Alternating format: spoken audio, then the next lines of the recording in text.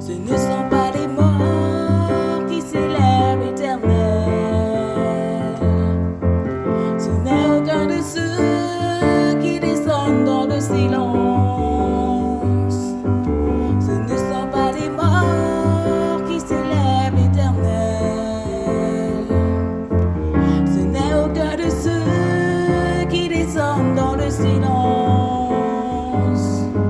Mais nous, nous bénirons l'Éternel. Mais nous, nous bénirons l'Éternel. Mais nous, nous bénirons l'Éternel. Dès maintenant et à jamais, louez l'Éternel. Ce ne sont pas les morts qui célèbrent l'Éternel. Ce n'est aucun de ceux qui descendent dans le silence. Ce ne sont pas les morts qui célèbrent l'Éternel. Ce n'est aucun de ceux qui descendent dans le silence. Mais nous, nous bénirons l'Éternel. Mais nous, nous bénirons l'Éternel. Mais nous, nous bénirons l'Éternel. Dès maintenant et à jamais, louez l'Éternel.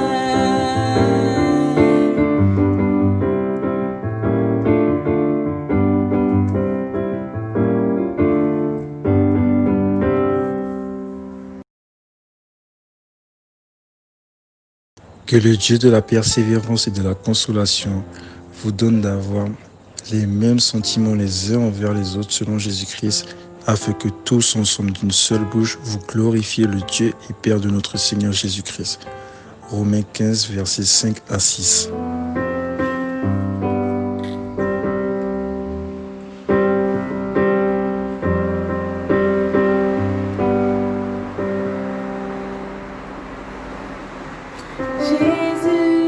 Jésus-Christ, je repense à ton sacrifice.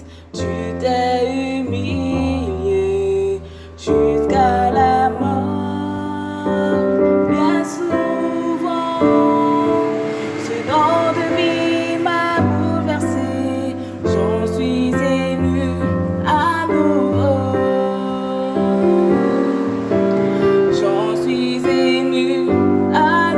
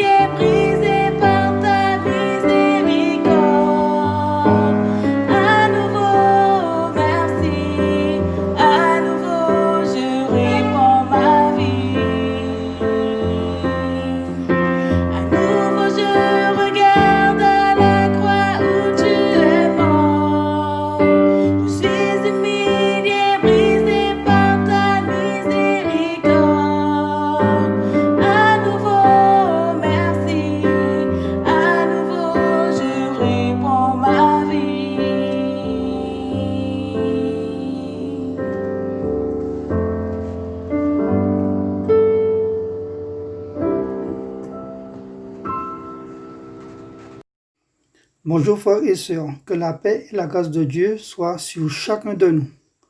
Prions maintenant le Seigneur. Père éternel, Dieu Tout-Puissant, nous te louons, nous te bénissons, nous t'exaltons, nous t'adorons. Papa, continue dans cet enseignement pour que nous puissions vraiment te glorifier. Au nom de Jésus, Amen. Amen. Aujourd'hui, nous allons parler du réveil spirituel. Lisons notre verset de base. Éphésiens 5, verset 14. C'est pour cela qu'il est écrit, « Réveille-toi, toi qui dors, relève-toi d'entre les morts, et Christ t'éclairera. » Amen. Dieu nous demande deux choses ici. De se réveiller, toi qui dors, et de se relever d'entre les morts. La mort ici n'est pas physique, mais spirituelle, c'est-à-dire un corps contrôlé par le péché et qui met une séparation entre l'homme et son créateur. Le salaire du péché, c'est la mort. Romains 6, verset 23. Proverbe 16, verset 9 dit « Le cœur de l'homme médite sa voie, mais c'est l'Éternel qui dirige ses pas. » Il est important de voir l'état de son cœur pour arriver à un réveil. Quel est donc l'état de notre cœur devant Dieu?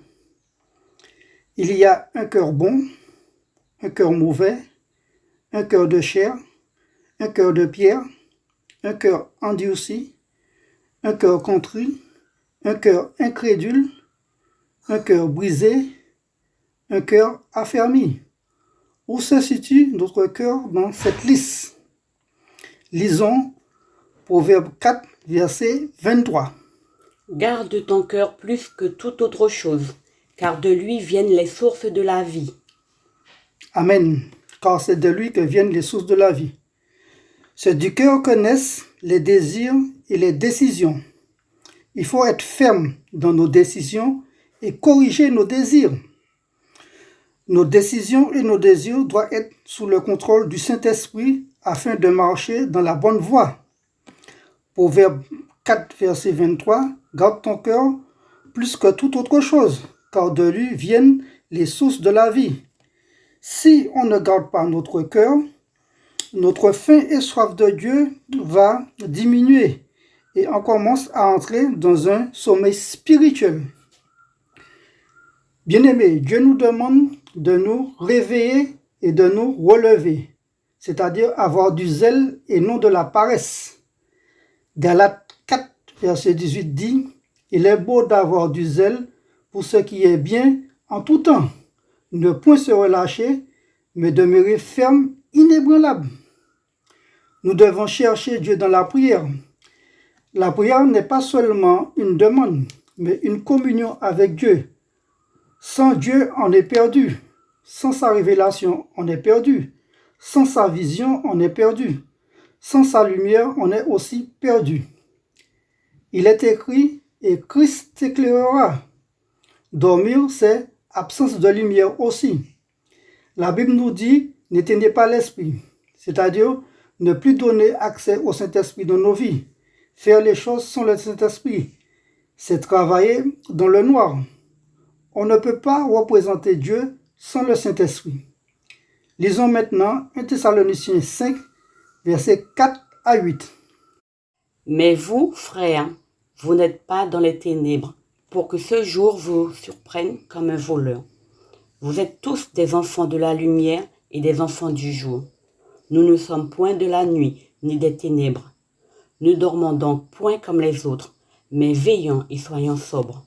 Car ceux qui dorment, dorment la nuit, et ceux qui s'enivrent la nuit. Mais nous qui sommes du jour, soyons sobres, ayant revêtu la cuirasse de la foi et de la charité, et ayant pour casque l'espérance du salut. Amen. Mais vous, frères, vous n'êtes pas dans les ténèbres.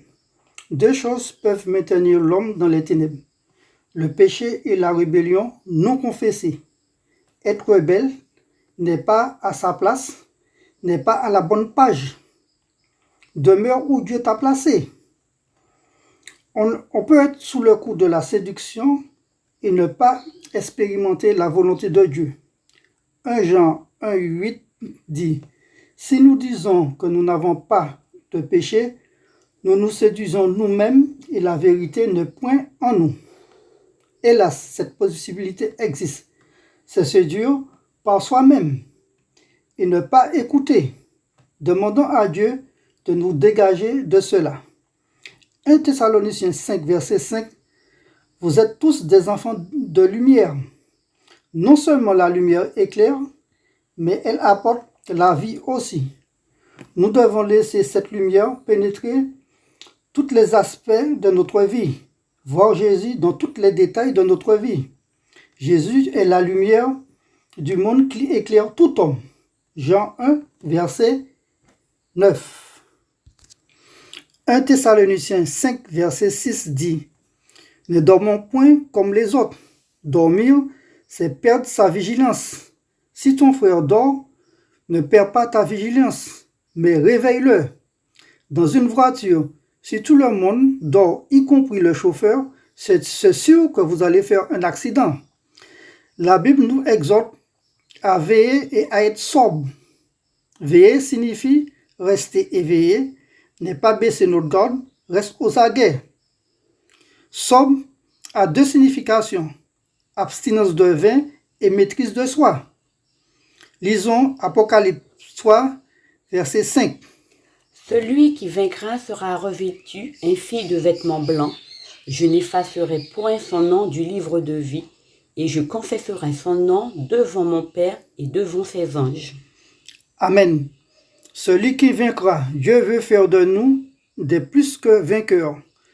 Vaincre, c'est venir à bout, triompher, surmonter. Bien-aimés, dans l'année 2020, on avait beaucoup de choses à surmonter. Mais avec Dieu, on fera des exploits. Qui veut dire qu'il ne faut jamais rester sur un échec. Perdre un combat n'est pas perdre la guerre. Dieu peut faire encore. Amen, bien-aimés. Lisons maintenant Romains 13, versets 11 à 14. Cela importe d'autant plus que vous savez en quel temps nous sommes. C'est l'heure de vous réveiller enfin du sommeil, car maintenant le salut est plus près de nous que lorsque nous avons cru. La nuit est avancée, le jour est proche. Dépouillons-nous donc des œuvres des ténèbres et revêtons les armes de la lumière. Marchons honnêtement comme en plein jour, loin des excès et de l'ivrognerie, de la luxure et de l'impudicité, des querelles et des jalousies. Et revêtez-vous du Seigneur Jésus-Christ, et n'ayez pas soin de la chair pour en satisfaire les convoitises. Amen. En quel temps nous sommes? La Bible nous exhorte à racheter le temps, car les jours sont mauvais. Il ne faut jamais dire qu'on aura le temps. Le temps appartient à Dieu. Si vous entendez sa voix, n'endurcissez pas votre cœur. On ne sait pas ce qu'un jour peut enfanter. Romains 13, verset 11, c'est l'heure de vous réveiller enfin du sommeil. Enfin du sommeil, qui veut dire cela fait trop longtemps que cela traîne. Enfin, nous sommes sortis de ce sommeil, de cet aveuglement spirituel. Romains 13, verset 11, le salut est plus près de vous lorsque vous avez cru, qui veut dire que Jésus est à la porte. L'épître de Jacques nous dit le juge est à la porte. C'est une porte qui peut s'ouvrir à n'importe quel moment. Jésus revient. Il ne veut pas nous trouver endormis. Amen. Romains 13, 12, la nuit est avancée, qui veut dire que l'activité satanique gagne du terrain. Donc, dépouillons-nous des œuvres des ténèbres et revêtons les armes de la lumière. La lumière a toujours l'avantage sur les ténèbres. Bien-aimés, les armes de la lumière, c'est la vérité. Il n'y a pas de puissance contre la vérité. Par contre, le péché met l'Église en deuil. Nous devons confesser nos péchés et vivre dans la lumière. Romains 13, verset 13, marchons en plein jour.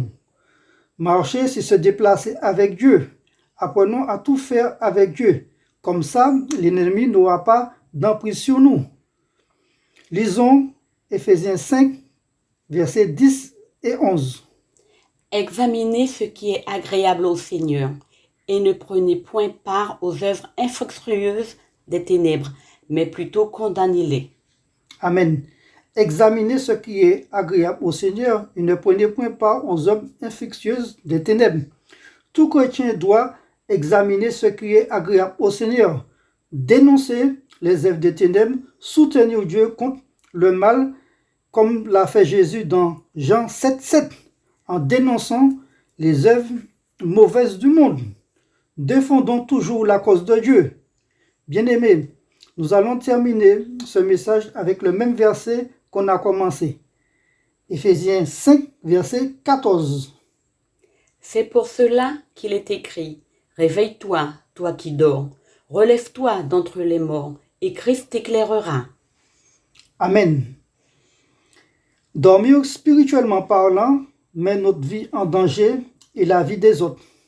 Tel était le cas de Jonas qui dormait profondément pendant la tempête. Il y a une tempête qui ravage la vie des gens. Ne dormons pas. Réveille-toi d'entre les morts. Aujourd'hui, il y a une génération assise dans les ténèbres, privée de la gloire de Dieu. Dieu nous demande de faire de toutes les nations des disciples. La mission ne s'arrête pas à l'évangélisation, mais des disciples qui observent les commandements de Jésus. Bien-aimés, soyez bénis et que toute la gloire soit donnée à Dieu. Amen.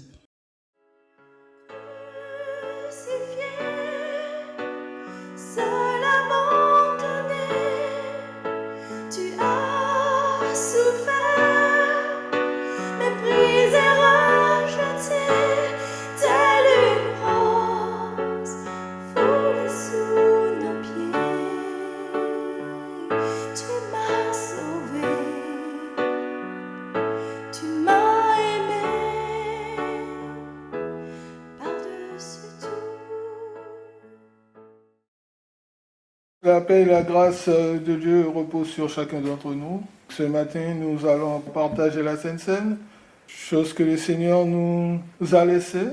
Il nous dit de faire ça en sa mémoire. Et bien pour ce moment, nous allons prendre lecture dans 1 Corinthiens chapitre 11, verset 28 jusqu'au verset 30. Que chacun donc s'examine soi-même et qu'ainsi il mange du pain et boive de la coupe. Car celui qui mange et boit sans discerner le corps du Seigneur mange et boit un jugement contre lui-même. C'est pour cela qu'il y a parmi vous beaucoup de malades et d'infirmes, et qu'un assez grand nombre sont décédés. Premier point, avant de manger le pain, qu'on s'éprouve soi-même. Donc c'est très important, bien-aimés. Ça, ce sont les instructions que l'apôtre Paul a reçues du Seigneur. Donc premièrement, manger du pain, boire de la coupe. Avant de faire cette action, il faut s'examiner. Deuxièmement, celui qui participe à la Sainte Seine discerne le corps du Seigneur.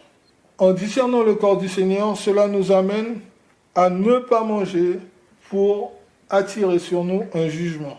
Troisième conséquence, si on peut dire, pour celui qui boit et mange, si on ne discerne pas, si on ne prend pas conscience de que le pain qui est devant nous et la coupe qui est devant nous représentent le corps et le sang du Seigneur, voici ce que l'apôtre Paul leur a rappelé.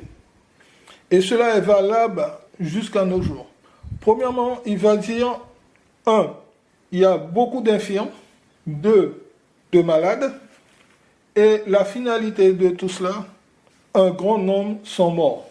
Ça nous rappelle les conséquences de ce que nous faisons quand on ne discerne pas le corps et le sang du Seigneur. Ça veut dire que nous venons à la table du Seigneur n'importe comment. On ne demande pas pardon, on ne s'humilie pas, mais on participe à la table du Seigneur. Et l'apôtre Paul rappelle aux Corinthiens, un grand nombre sont morts. Mais on ne voit pas les morts, les infirmes, on ne les voit pas les malades. Et on continue à prendre la Sainte Seine.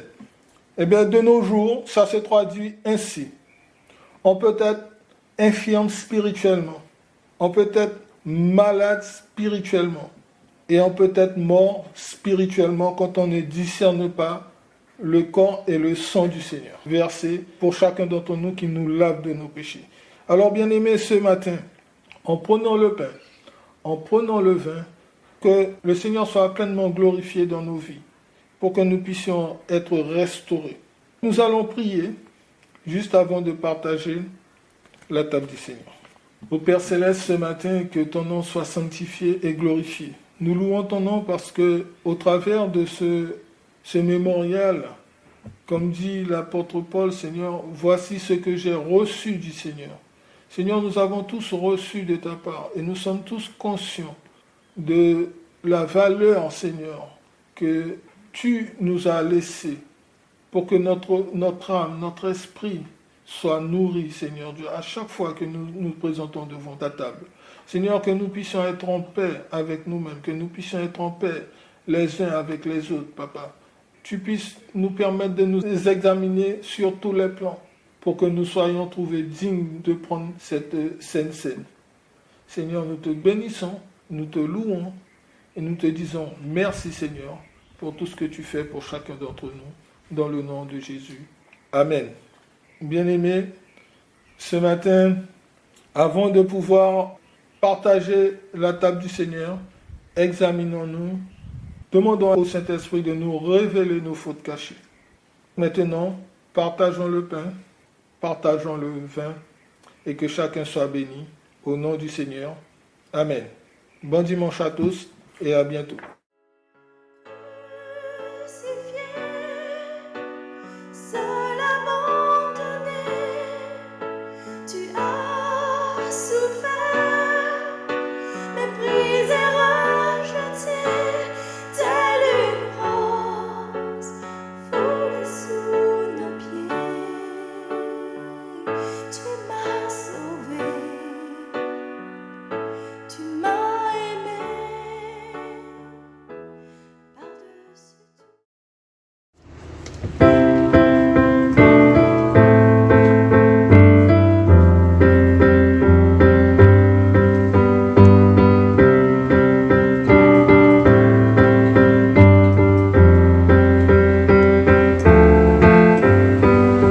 Au-delà des grands océans, des fleuves d'amour s'étendent sous moi. Alors je t'ouvrirai mon cœur et te laisserai me guérir. Je suis heureuse de te connaître, j'élèverai ma main vers toi. Et à jamais je chanterai ton grand amour. Je chanterai ton amour pour toujours. Je chanterai ton amour pour toujours. Je chanterai ton amour pour toujours. Je chanterai ton amour pour toujours. Au-delà des grands océans, des fleuves d'amour s'étendent sur moi. Alors je t'ouvrirai mon cœur et te laisserai me guérir. Je suis heureuse de te connaître, j'élèverai mes mains vers toi. Et à jamais je chanterai ton grand amour. Je chanterai ton amour pour toujours. Je chanterai ton amour pour toujours. Je chanterai ton amour pour toujours. Je chanterai ton amour pour toujours. Je chanterai ton amour pour toujours. Je chanterai ton amour pour toujours. Je chanterai ton amour pour toujours. Je chanterai ton amour pour toujours.